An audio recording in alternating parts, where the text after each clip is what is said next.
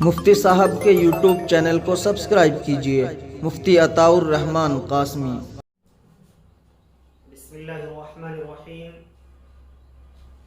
ناظرین کرام، آپ کے مسائل اور ان کا حل پروگرام دارالافتاء جامعۃ الشیخ عبدالستار نانکا گندیوڑا ضلع سہارنپور سے آج کا پہلا سوال ہے، مفتی صاحب ہمارے یہاں بریلویوں کی مسجد ہے جس میں وہ سلام وغیرہ پڑھتے ہیں، اس مسجد میں تبلیغ والوں کا آنا بھی ممنوع ہے، کیا میری نماز اس مسجد میں ہو جائے گی؟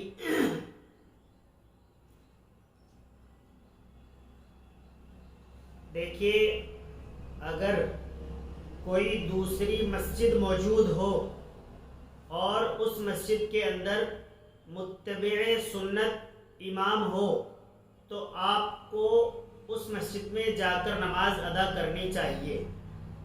جو بریلویوں کی مسجد ہے اس کے امام کے بارے میں یہ دیکھنا چاہیے کہ اگر وہ شرکیہ کاموں میں شریک نہیں رہتا ہے، شرکیہ کام نہیں کرتا ہے تو اس کے پیچھے آپ کی نماز ہو جائے گی، اور اگر وہ شرکیہ کاموں میں ملوث ہے، کرتا ہے، تو پھر آپ کی نماز وہاں پر نہیں ہوگی۔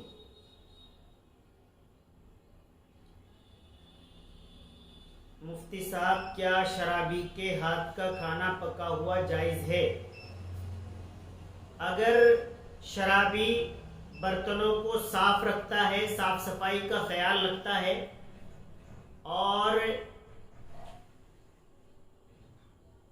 وہاں ان برتنوں کے اندر آپ کو یقین ہے کہ وہ شراب کا استعمال نہیں کرتا ہے، تو پھر اس کے ہاتھ کا بنا ہوا اور اس کا بنا ہوا کھانا جائز ہے۔ عبدالحفیظ صاحب معلوم کرتے ہیں وہ کون سی جنگ تھی جس میں مسواک کی سنت کو زندہ کیا اور کامیابی مل گئی؟ اس کی کوئی اصل ہے یا نہیں؟ دیکھیے عبدالحفیظ صاحب، اس کے تعلق سے کئی ایک واقعات مشہور و معروف ہیں جن کو فضائل مسواک میں بیان کیا جاتا ہے۔ ان کی بہت زبردست کوئی حقیقت موجود نہیں ہے، لیکن مسواک کے جب فضائل بیان کیے جاتے ہیں تو اس فضیلت کے طور پر ان کو بیان کر دیا جاتا ہے اور ان میں کوئی حرج کی بات بھی نہیں ہے۔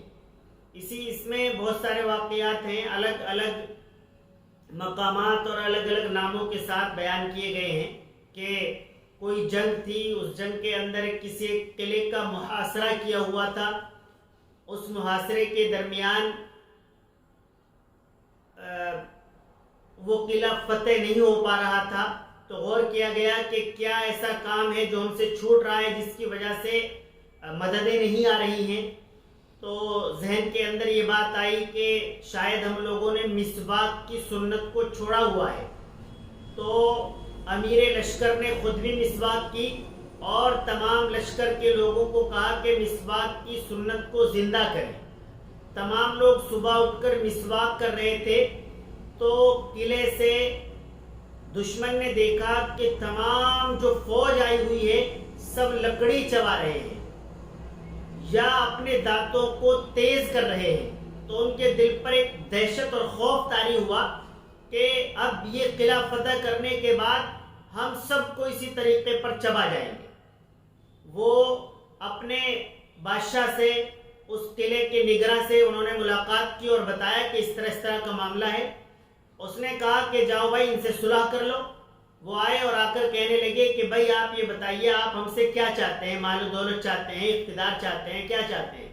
مسلمانوں کی جانب سے ان کو بتایا گیا کہ آپ مسلمان ہو جائیں، تو وہ سب مسلمان ہو گئے۔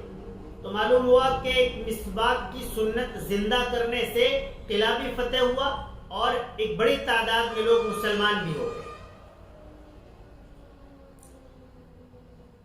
اگر کوئی شخص سوتے ہوئے اپنی بیوی کو طلاق دے دے تو اس کی بیوی اس کو سن لے تو کیا حکم ہے؟ یہ محمد ارشد صاحب سوال کرتے ہیں۔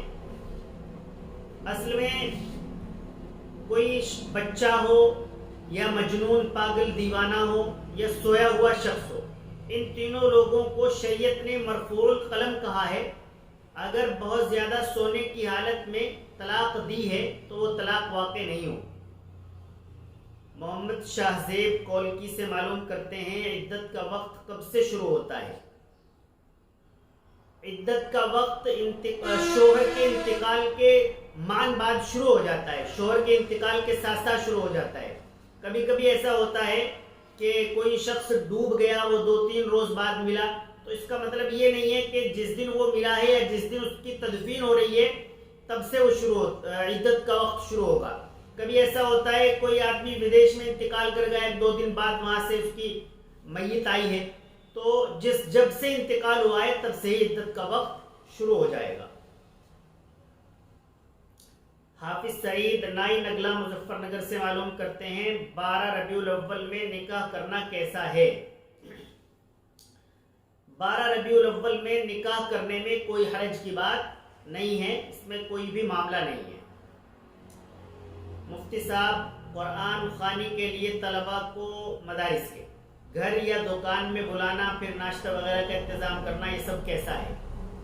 میت کو ایصال ثواب کیا جانا چاہیے، کرتے ہیں، قرآن کریم پڑھ کر ثواب پہنچاتے ہیں، کوئی حرج کی بات نہیں ہے۔ لیکن طلباء کو مدارس سے مستقل اس نام پر اپنے گھر یا دکان میں مدعو کرنا، ناشتے کا انتظام کرنا، کھانے کا انتظام کرنا، یہ چیزیں درست نہیں ہیں۔ اس میں کئی ایک نقصانات ہیں، جس میں بڑا نقصان یہ ہے کہ بچوں کی تعلیم کا بھی اس میں نقصان ہوتا ہے، اور یہ ایک بدعت بن کر رہ جاتا ہے۔ پھر پڑوسی در پڑوسی روزانہ آج 10 بچے ہمارے یہاں بھیج دینا، آج 10 بچے ہمارے یہاں بھیج دینا۔ اس کا بہتر نظام یہ ہے کہ خود قرآن کریم پڑھ کے ایصال ثواب کرایا جائے، یا اگر بہت ضروری سمجھیں تو بچوں کو بلائیں، قرآن کریم پڑھوا لیں، لیکن یہ روزانہ کا اس طرح کا مزاج نہ ہو کہ آئے ناشتہ کریں قرآن پڑھیں، یہ درست نہیں ہے۔ عمار بھائی سوال کرتے ہیں 786 کی اسلام میں کیا حقیقت ہے؟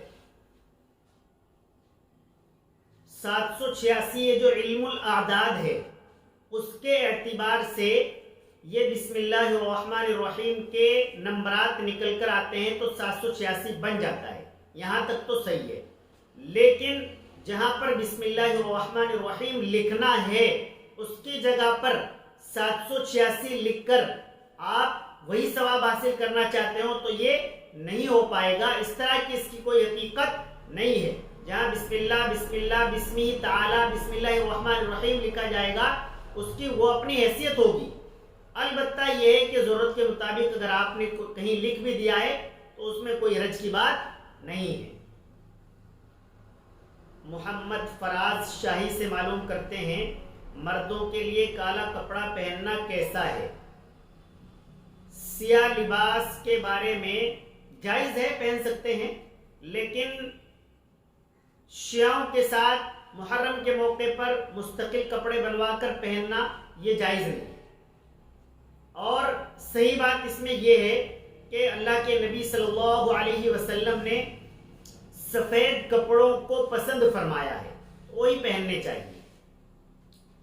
ندیم جمال مظفر نگر سے معلوم کرتے ہیں مونچھیں رکھنا کیسا ہے؟ مونچھیں کتروانا، ناخن تراشنا، یہ تمام چیزیں ضروری قرار دی گئی ہیں۔ اللہ کے نبی صلی اللہ علیہ وسلم کا فرمان ہے کہ داڑھی کو بڑھایا جائے اور مونچھوں کو ترشوا دیا جائے، کٹوا دیا جائے، اور اتنی مونچھیں رکھنا جو آپ کے پانی میں یا کھانے میں لگیں، یہ تو بالکل ہی غیر سلیقے والی اور غیر درست بات ہے۔ جزاکم اللہ خیرہ۔ آپ حضرات اپنے مسائل ہمارے موبائل فون پر واٹس ایپ پر بھیج دیں تو انشاءاللہ تعالی بہت جلد آپ کا سوالوں کا جواب دے دیا جائے۔